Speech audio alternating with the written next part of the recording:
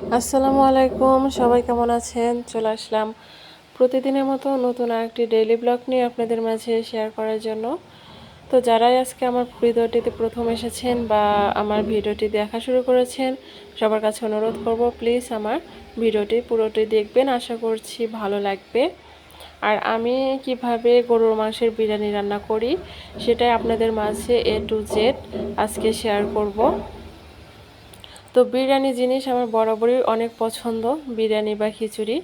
তো এই যে দুইটা জিনিস হলে মানে আমার কোনো কথাই নেই, আমি যতই কন্ট্রোল করি আমার কিন্তু এগুলো খেতেই হবে। তো যাই হোক, এটা ছিল ইঞ্জিনিয়ার সাহেবের ছুটির দিনের ব্লগ। তো শুক্র শনিবার যেহেতু তিনি বাসায় থাকেন, তো সেজন্যই সেই দুই দিনই একটু স্পেশালভাবে সব কিছু রান্না করার চেষ্টা করি আর কি। তো যাই হোক, অনেক কথা বলে ফেললাম, এবার রান্নার কাছে চলে আসি। তো আমি তো প্রথমেই দেখতে পেলেন আমি মাংসগুলো বড় বড় ছিল, সেগুলোই সুন্দর করে ছোট ছোট পিস করেছি, যেহেতু বিরিয়ানিতে একটু কিন্তু ছোট ছোট পিস করেই রান্না করা হয়। আর কাচ্চি হলে সেটা তো আলাদা, কাচ্চিতে তো বড় বড় মাংস রান্না করা হয়। তো যাই হোক, আর আমি এগুলো ফ্রিজ থেকে বের করে নিয়েছি, যেহেতু আমি অনেকগুলো পেঁয়াজ এনেছিল, সেগুলো কেটে ডিপে রেখে দিয়েছিলাম। তো এখন এগুলো দিয়ে রান্না করব। তো প্রথমেই মাংসটা ধুয়ে দিলাম, তারপরে পেঁয়াজ কুচি দিলাম। এখন এর ভিতরে আদা রসুন আর জিরা একসাথে মিক্স করা আছে। তো আমার বাটা কষা শেষ হয়ে গিয়েছিল, তো সেজন্যই আর কি বড়টাই বের করেছি। যখন এটার থেকে মানে গলে যাবে তখন আমি একটু রেখে এগুলা ডিপে রেখে দেব। আর নর্মালে এগুলা রেখে দিলে কিন্তু 7-8 দিন ভালো থাকে, আমি এভাবেই রান্না করে খাই। আর এখন এর ভিতরে রাঁধুনি বিরিয়ানির প্যাকেটের মশলা অর্ধেক পরিমাণ দিয়ে দেব।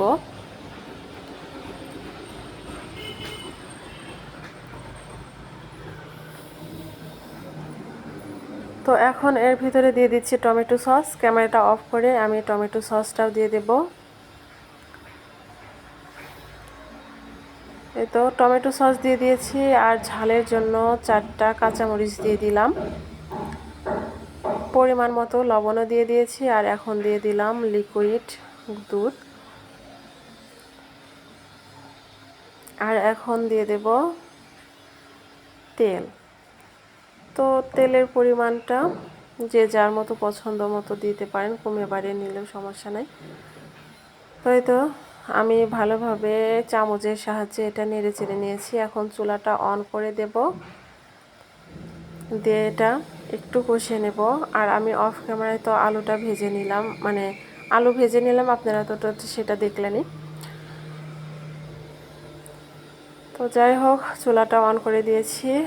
এই তো যখন মাংস থেকে কষিয়েছিলাম, মাংস থেকে অনেকখানি পানি বের হয়েছিল, সে পানি দিয়ে একটু কষিয়ে নিয়েছি। নেওয়ার পরে এখন এর ভিতরে আমি মাংসটা কষানোর জন্য কিছুটুকু পরিমাণ পানি দিয়ে দিলাম। এই পানিতে মোটামুটি আমার কিন্তু মাংসটা সিদ্ধ হয়ে যাবে। তো এক পর্যায়ে যখন মাংসে ভালোভাবে পলক চলে এসেছে, তখন আমি যে ভেজে রাখলাম আলুটা, সেই আলুটাও দিয়ে দেব। আপনারা বলতে পারেন যে এতগুলো আলু, আসলে আমার বিরিয়ানিতে মাংসর চেয়ে আলুই বেশি পছন্দ হয়। আমার যদি মাংস কমও হয় সমস্যা নাই, কিন্তু আলু যদি 2-3 পিস হয় আমার খেতে অনেক মজা লাগে, সেজন্যই আমি বেশি করে আলু দিই আর কি। আর আমি কিন্তু এখানে কোনো হলুদ ব্যবহার করিনি, শুধু মানে আলুটা ভাজতে সামান্য একটু লবণ দিয়েছি, আর সামান্য একটু হলুদ দিয়েছি, জাস্ট একটু কালারের জন্য। তো এই কালারটা কিন্তু বিরিয়ানির সাথে মিশবে না আর কি।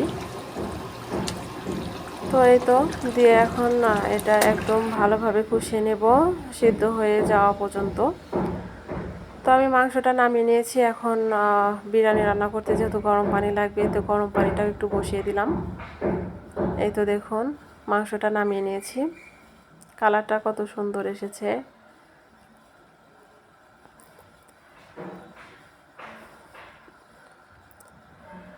তো যাই হোক, এদিকে পানিটা একটু গরম হতে থাক, আর আমি এখন চালটা ধুয়ে রেখে দেব পানি ঝরতে।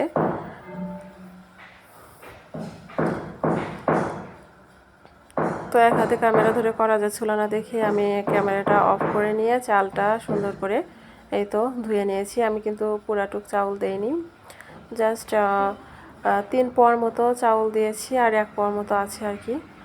যেহেতু এটা 2 বেলার জন্য রান্না করতেছি, সেহরিতেও খাবো এবং ইফতারেও খাবো, তো সেজন্য একটু বেশি করে রান্না করা। তো এখানে আমি পরিমাণ মতো তেল দিয়ে দিলাম। তেল দিয়ে এখন এর ভিতরে পেঁয়াজ কুচি দিয়ে দিচ্ছি।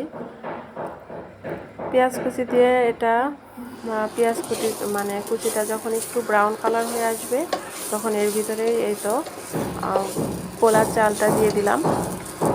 পোলার চালটা দিয়ে এটা আমি 5-6 মিনিটের মতো লো আঁচে একদম ভেজে নেব।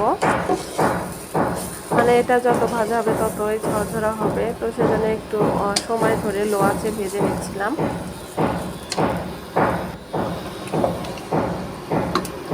তো যাই হোক, যখন ভাজা হয়ে গেছে তখন এই তো আমি গরম পানি দিয়ে দিয়েছি আর পরিমাণ মতো লবণ দিয়েছি। কিন্তু লবণ আসলে বুঝে দিতে হবে, যেহেতু আমি রোজা, আমি তো চেখে দেখতেও পারবো না যে কেমন লবণ হয়েছে, তো সেজন্য একটু বুঝে শুনে দিয়েছি। মানে মাংসতেও একটু বেশি দিয়েছি আর ভাতেও পোলার চালেও দিয়ে দিলাম, ইনশাল্লাহ ঠিক হয়ে যাবে। তো যখন খাবার খেয়েছি আসলে একদম পারফেক্ট হয়েছিল, লবণ ঝাল সব কিছু ঠিক ছিল। এতে যখন পানিটা অনেকখানি শুকিয়ে এসেছে তখন আমি এই তো মাংসটাও ঢেলে দিলাম। তো বিরিয়ানি রান্না তো আমরা সবাই কম বেশি পারি, কিন্তু আমার চ্যানেলে কিন্তু বেশিরভাগ রান্নাই শেয়ার করি, তো সেজন্যই আর কি রান্নাটাই দেখাচ্ছি। তো এখন ভালোভাবে নেড়ে চেড়ে এটা এখন দমে বসিয়ে দেব। আর পানি যতক্ষণ না শুকিয়ে আসছিলো তখন কিন্তু আমি হাই ফ্লেমে এটা জাল দিয়ে নিয়েছি। আর যখন এটাই টেনে এসেছে যখন আমি মাংসটা দিয়ে দিলাম, এখন কিন্তু আর হাই ফ্লেমে রাখা যাবে না, এখন লো ফ্লেমে আমি রেখে দেব। তো এই তো যখন পানিটা আরেকটু টেনে এসেছে তখন আমি ফ্লেভারের জন্য 4টা কাঁচামরিচ দিয়ে দিলাম।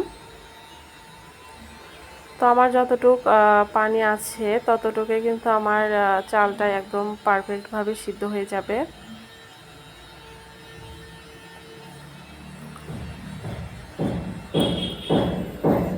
ভালোভাবে চেপে চেপে নেড়ে আমি এটা ঢেকে দেবো আবার।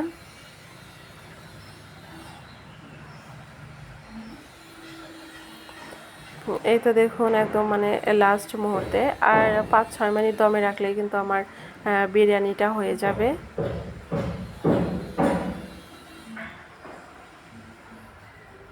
তো আবারও চেপে চেপে আমি নেড়ে ঢাকনা দিয়ে ঢেকে আবারও দমে বসিয়ে দেব।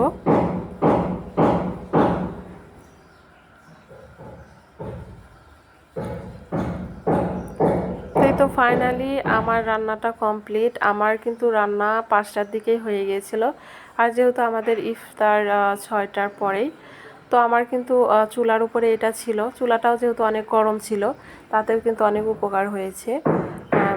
যদিও একটু একটু ভাপ যদি থেকেও যায়, সেই গরমের তাপে কিন্তু এই চালটাও ভালোভাবে সিদ্ধ হয়ে যাবে। তো এই তো খাবার নিয়ে চলে এসেছি। বিরিয়ানিটা অনেক অনেক মজা হয়েছিল, আপনারা ওইভাবে বাসায় ট্রাই করে দেখতে পারেন। অনেক অনেক ভালো হয়েছিল। তো যাই হোক, আজকের ভিডিওটি এ পর্যন্তই। কেমন লাগলো অবশ্যই কিন্তু কমেন্টস করে জানাবেন। ভালো লাগলে লাইক, কমেন্ট অ্যান্ড শেয়ার করবেন। আর যারা আমার চ্যানেলে আসতেছেন, কমেন্টস করতেছেন, তাদেরকেও বলবো প্লিজ আমার চ্যানেলটিকে সাবস্ক্রাইব করবেন। আমিও আপনাদের চ্যানেলে গিয়ে সাবস্ক্রাইব করব। আল্লাহ হাফেজ সবাইকে।